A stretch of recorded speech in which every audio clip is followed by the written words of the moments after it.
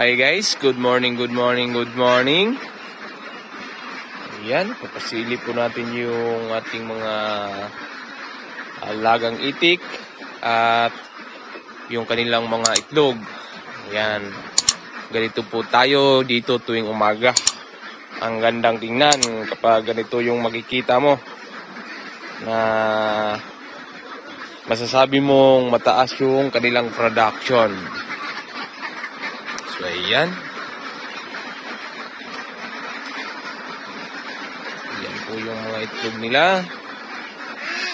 Talagang effective yung ating paitlogan. Diyan talaga sila nangingitlog. Ayan. Ito. Ang third box. Ayan. At ito pa. Ayan yung mga itik natin na mag 8 months or mag 9 months naman siguro ito. Hindi natin ayan mga itlog nila.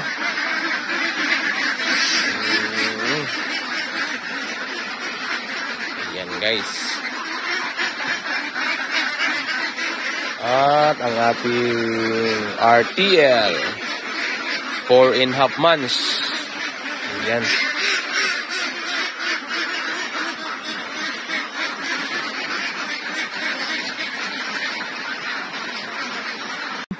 Ayan guys, sasagutin natin yung isang comment na kalokohan daw. So, bakit po hindi tayo naka-only feeding? Ito po yung rason natin dahil naka-per box na po sila. List na yung paggalaw nila dito, kaya sapat na po yun sa kanila yung 125 grams to 130 grams. At ipapakita ko sa inyo mamaya yung kanilang production dito. Kahit nasa mga 125 grams pa sila. Ang edad po nila dito guys ay nasa mga 8 months or malapit ng mag 9 months. At ito yung mga egg production per day nila doon. 125 grams pa po yung binigay natin. Ayan, makikita nyo. Sa 240 na female, ang maitlog nila nasa mga 200, 207, yan, 212, yan. Ipapakita po natin yung feeder nila na talagang wala ng feeds. O, ayan, ang oras ngayon ay nasa mga 9:30. So, wala na silang feeds dito sa kanilang pakainan. Pero nakakaitlog pa po sila ng 80% per day. Kung meron man kayong experience sa pag-iitikan, naiintindihan po natin. At ang purpose lang natin sa video na to ay para maipaliwanag ko po sa inyo kung bakit hindi tayo nag-only feeding.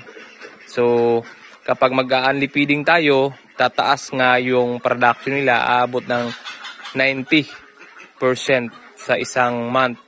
Average yan. Pero meron talagang epekto yan. Yan po yung mga na-observe natin dito. Ako, okay na tayo sa mga 75 to 85% average egg production per month sa mga edad na 7 months hanggang mag 14 months. So, ayan. Yan po yung mga itik natin dito.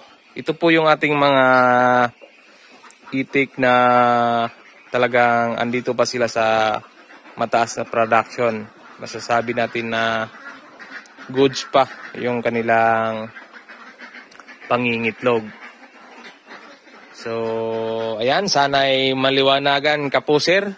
Hindi lahat ng kaalaman mo sa pag-iitikan ay pwede mo nang isuggest sa ibang nag-iitikan na hindi naman katulad ng pamamaraan sa pag-aalaga mo. Tayo dito, inaaral din natin yung ganitong sistema. Ayan, kung makikita nyo, wala nang mga laman. Ito lang, merong konti. Ayan. So, yan lang guys. Ang masasabi ko dyan, kung ang kulungan nyo ay malaking area, so yun ang maganda i-unlead feeds kasi nga malaki yung kanilang galaan. So talagang magalaw sila. Dito, pagkatapos nilang kumain, dyan lang magpipirmi sa kanilang ano. So kumbaga talagang mas less yung kanilang galaw dito. So talagang maa-absorb at maa-absorb yung kanilang kinakain na mga feeds at makakaproduce pa rin sila ng mataas na production ng itlog. At ngayon naman guys, update tayo dito sa ating mga ducklings. Ayan. Ayan, 3 weeks na po sila. Ganito na sila kalalaki. At yung binibigay natin na feeds ay duck starter na po. At marunong na po silang uminom dito sa kanilang tubigan. Ayan, kung makikita nyo. Mas maganda na bata pa sila. I-training na natin sila sa kanilang tubigan. Kasi napapansin natin kapag nasa mga 2 weeks old pa sila or galing sila sa brooder, ang hilig nila mag-explore sa area. So, talagang madali silang na-train sa kanilang tubigan.